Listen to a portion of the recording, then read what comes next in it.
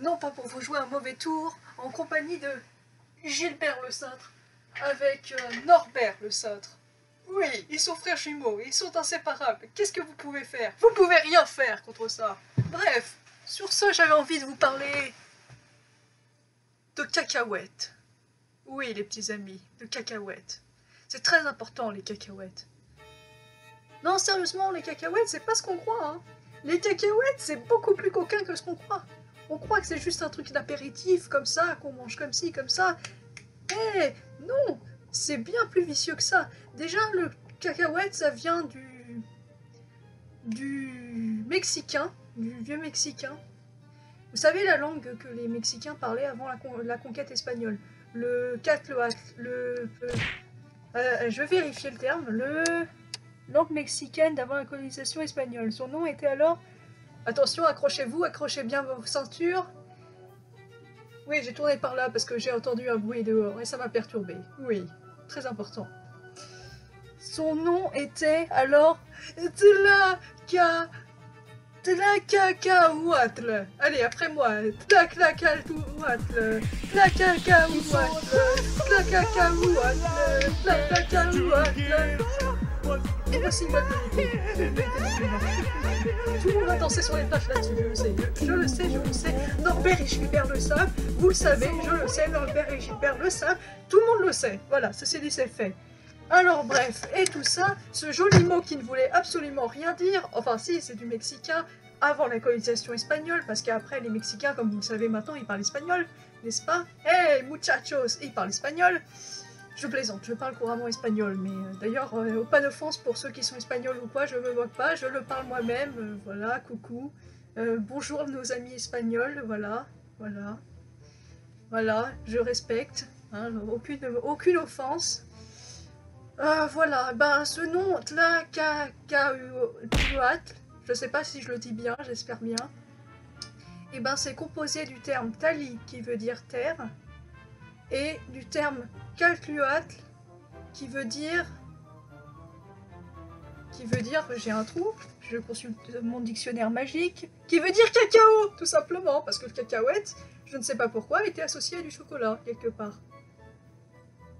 Parce que oui, cacahuète, rien à voir avec le chocolat, pourtant calcluatl, c'était une graine, donc cacao, donc logique.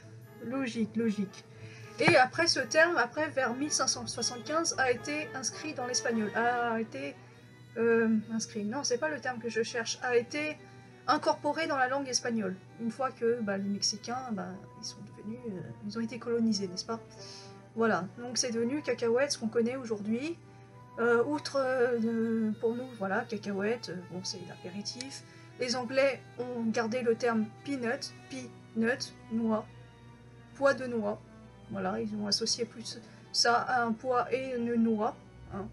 Alors que nous, cacahuète, nous, la graine, le cacao, voilà, on est resté sur les origines mexicaines. Sinon le saviez-vous, la partie la plus coquine qui soit, c'est que en français, je l'ai appris grâce à ce magnifique dictionnaire que voici, et qui me sert de référence pour faire cette vidéo. Non, je ne suis pas en train de sortir ça par fantaisie. Non, ce n'est pas Gilbert et Norbert qui a inventé ce que je suis en train de dire. C'est une référence pure. Je vous le montre, parce que généralement, pour faire mes vidéos livresques, eh ben, j'ai des références livresques en tant que telles. Hein, n'est-ce pas? N'est-ce pas, Sasuke? Bien l'honneur, Sasuke. Oui, tout à fait. Elle a des références livresques. Absolument livresques. Absolument pures. Absolument fiables. Je suis désolée pour cette interprétation très douteuse de Sasuke en marionnette.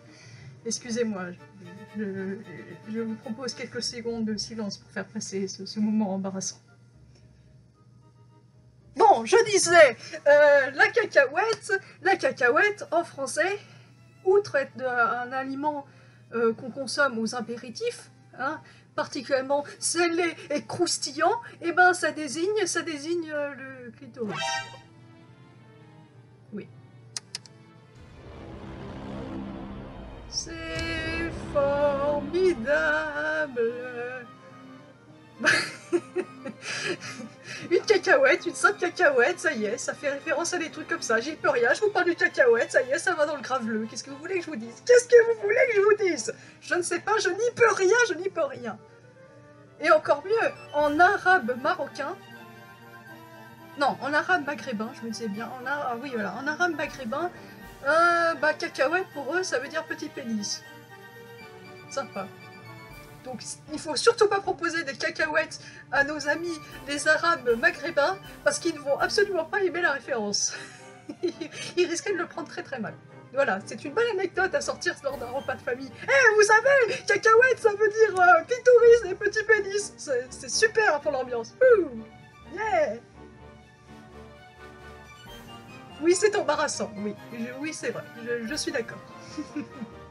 Mais outre cela, la cacahuète est aussi un aliment très important, un aliment qui est, comment dire, même essentiel dans certaines situations, c'est un aliment miracle qui peut aussi sauver de la malnutrition. Quand un enfant est innutri, ou plutôt malnutri, on utilise une sorte de purée de cacahuète un peu, qu'on appelle le plumpy cacahuète, plumpy nut. Et de là, on arrive à en faire une mixture qui permet aux enfants malnutris de reprendre en nutrition. Donc la cacahuète, elle est coquine, mais elle est aussi très importante. Elle peut aussi sauver des vies. Et oui, elle est coquine cette cacahuète. Hein, on ne verra plus les cacahuètes de la même façon, n'est-ce pas, vous et moi, n'est-ce pas? On ne regardera plus les cacahuètes de la même façon. Je viens de dire exactement la même chose, là, c'est flippant. C'est très flippant, n'est-ce pas? Hein, c'est flippant. Oui, c'est flippant, c'est très flippant.